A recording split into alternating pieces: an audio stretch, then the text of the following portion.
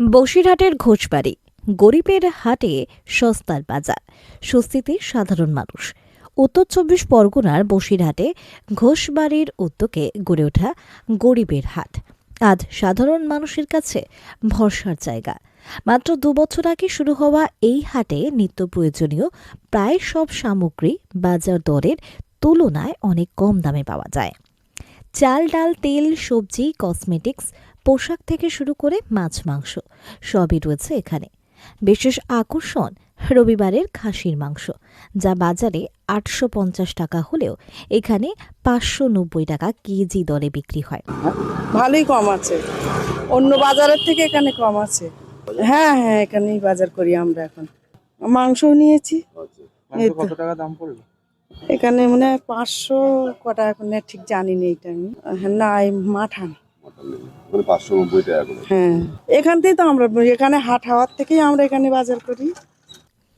সকলের সামনে মাংস কাটার ফলে মান নিয়ে কোনো সন্দেহ নেই।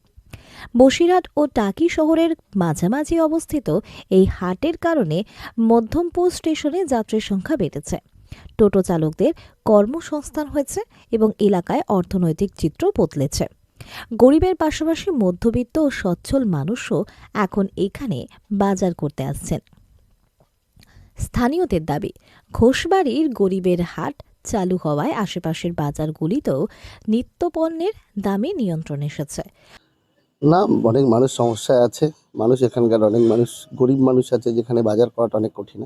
আমরা জানি তাদের বাজারের সমস্যা আমরা পুরোপুরি মেটাতে পারবো না, কিন্তু মূল্যবৃদ্ধির নিয়ন্ত্রণে কিছুটা ব্যবস্থা নিতে পারবো। সরকারও চেষ্টা করছে মূল্যবৃদ্ধির নিয়ন্ত্রণ, আমরাও পাশাপাশি চেষ্টা করছি। আসলে ফরেরা মাঝখানে অনেকটা লাভ রেখে জিনিসপত্র বিক্রি করে, তো সেই জন্য আমরা এখানে এমন একটা ন্যায্য মূল্য রেখেছি যেখানে মার্কেটে একটা কম দামে আমরা মালটা দিতে পারি, যাতে আশেপাশে বাজারগুলোও মাল দাম উল্টোপাল্টা বাড়াতে গেলে তাদেরকে অনেকবার ভাবতে হয়।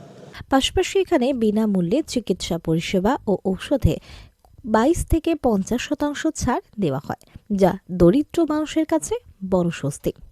ঘোষ বাড়ির সদস্য প্রবীর ঘোষ জানান, আমরা সরাসরি চাষিদের কাছ থেকে পণ্য কিনে বিক্রি করি, মাঝখানে কোনো দালাল নেই, তাই কম দামে বিক্রি সম্ভব হয়েছে। ভবিষ্যতে এই হাটের পরিসর আরও বাড়ানো এবং নতুন সামাজিক পরিষেবা চালুর পরিকল্পনাও রয়েছে বলে জানান তিনি।